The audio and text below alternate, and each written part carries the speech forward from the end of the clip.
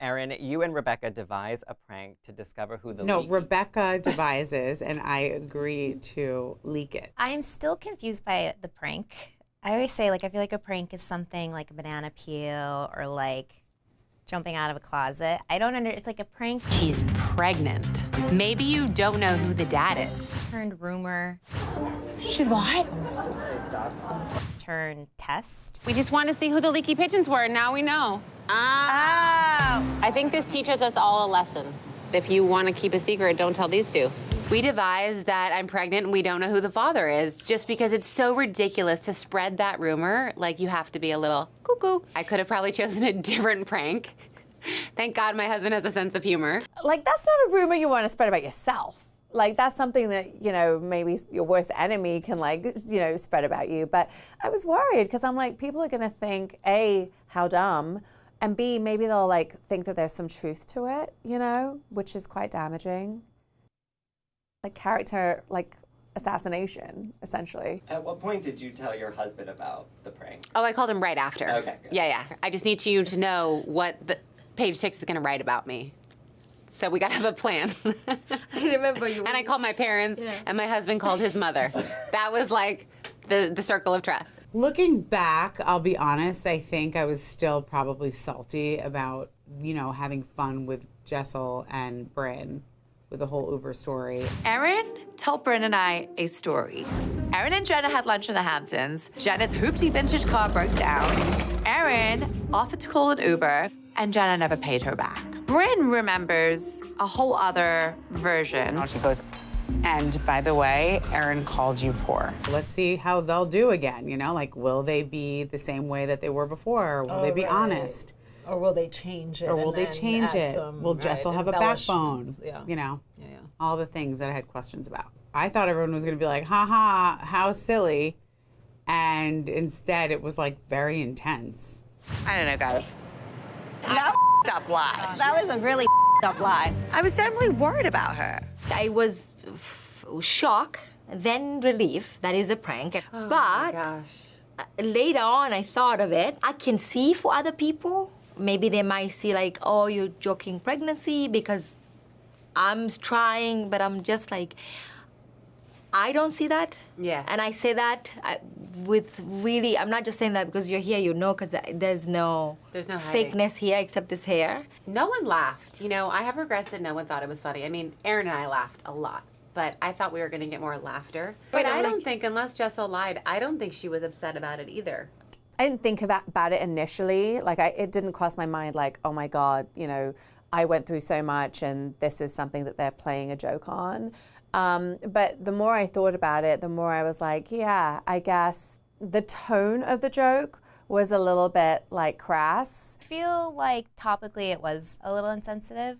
You have a group that is, I don't know what to call it, not for like fertility challenge, but like, you know, we got half of us have, you know, eggs on ice and embryos on ice in London to Beverly Hills. We're all doing this and trying to convince men to have children with us who are like on the fence about it, me and Jessel, like it's a lot, you know, and Ubah's experiencing her own, you know, fertility journey. And yeah, it's kind of, it's an interesting topic to choose. I wouldn't choose that, a sensitive topic to make a prank about. Would you do again, Rebecca?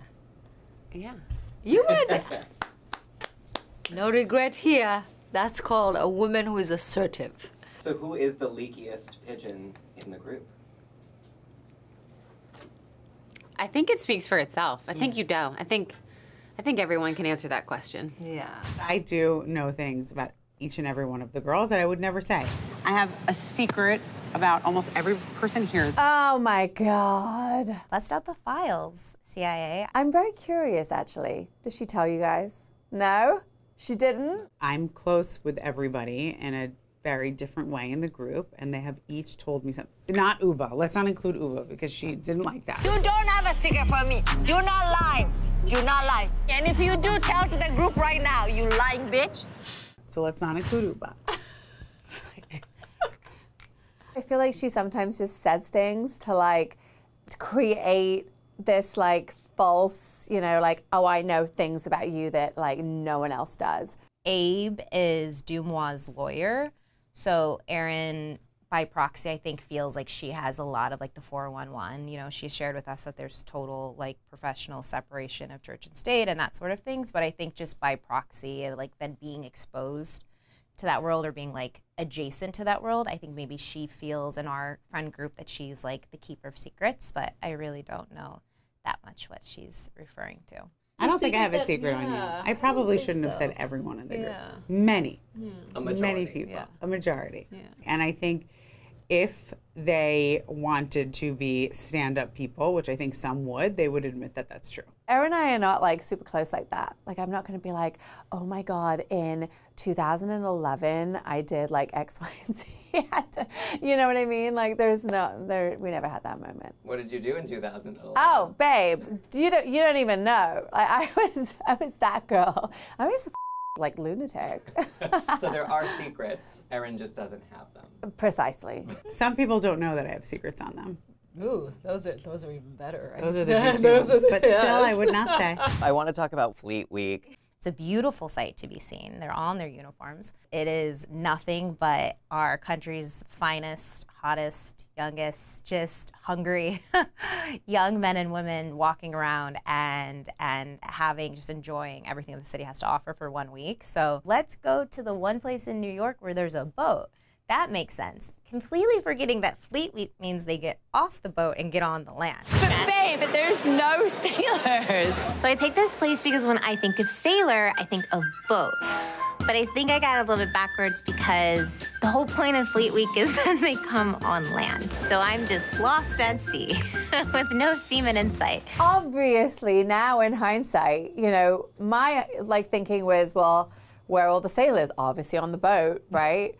But all the sailors are like, we've been on the boat for like 3-4 months. We need like dry land. Story of my life, looking for men in all the wrong places. No. We definitely miscalculated where all the hot men were. Yeah, that's like a Carrie and Samantha like scene right there. So are you a Carrie or a Samantha? See, I definitely think I would be Carrie just because I'm a fashion girl and I love to serve the looks. I'm a Christmas tree. Which is a little bit like ditzy too, you know, sometimes. I mean, Brynn is definitely Samantha. There's no doubt about that, right? What about the other ladies? Miranda. Yeah, I've always been confused about her. She was kind of like a snooze fest, you know? So, oh! Dare I say it? You know what I'm thinking? Oh. Is it Rebecca? Like, I love you.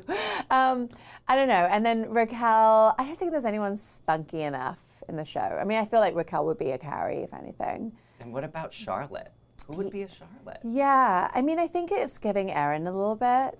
You know, she's like the perfect, like, curated family in the upper, west, east side, whatever that means. That's true. Yeah, I think she would be. But Erin's definitely like more bullish than Charlotte. I think I have a little bit of Charlotte in me. I'm a little bit of a ditz. Yeah, we're all kind of a mix, right? Yeah. We're all like at least 2 of them combined. Yeah, definitely. Have you had a Sex and the City moment with a sailor? I haven't. It's one of my biggest dreams, though. That's I want that picture in Flatiron with the Flatiron building in the back and being dipped. I would love nothing more. Yeah, that would be cute. Pavitt, ever since I've known him, has been a little bit of a hard nut to crack. Like, I think it's a guy thing, 100%. I mean, even before the third baby thing came up, I was like, I think it'd be really helpful for you to sort of like get in touch with your emotions. And I think as a guy and as a dude, he was like, no, that's so foofy, I'm not doing that. But, I think as we're sort of going through this process of like, do we do a third baby or not? I needed to have someone who was external to the situation just to kind of like give a little bit of perspective. You have 2 kids right now, right? That's 4 airplane seats. If you go to a hotel room, that's 1 room. When you got 5, that's a magic number. That's 2 hotel rooms, double the price. So financially, that would be your main concern? When you're booking things on points and miles, it's already hard to find 4 tickets all at once. Always think about the miles. At the end of the day, miles are important. You work hard to acquire those miles, especially nowadays when all these airlines are changing every year, the status and what qualifies and what doesn't. You gotta keep it top of mind, I guess. As someone who has 6 people, you can fit in a room. I mean, listen, I'm not the woman that sleeps with silk pajamas with feathers, but we can fit in 1 room. We can. You know, if I was... You get a pull-out couch, you put 3 on there, 1 in the middle of us, king-size bed, basta. If this was a problem, done. I'll solve it so quick for Jessel. I'll be like, Pull in the private. cot. No, I'll be private. We can get the 2 hotel room. You can have the 1 by yourself. Mel would probably be like, I'm right there with you, because she, now that we all travel together, right, she now has this big family that she did not have before. She's like, damn, this is expensive. He has a point. Yes, everything's going to become like more expensive, but he's the wingman. He should figure it out. Like, open more credit card accounts, you know, like, I don't know, figure it out. Yeah, it's your problem. It's a challenge. It's a challenge. Who doesn't love a good challenge? Here's what I would say, and I have said this to Jessel a couple times. I think men in marriage and relationship, I think sometime when women have kids, we kind of switch. The love and the attention goes to the babies. Yes. Right? They're like, oh my God, a 3rd child? You go into caretaking mode. See? Like, I'm never going to even see this woman again, right? I think Jessel need to just ask Pavid. I told her this. I said, you need to just ask Pavid. Give me all your worries and your concern. Yeah. Like, why don't you want to do this? Because we already have these beautiful twins. We have 2 boys. Like, it's not like you're a bad father. He's a very hands-on father, and he loves his boys.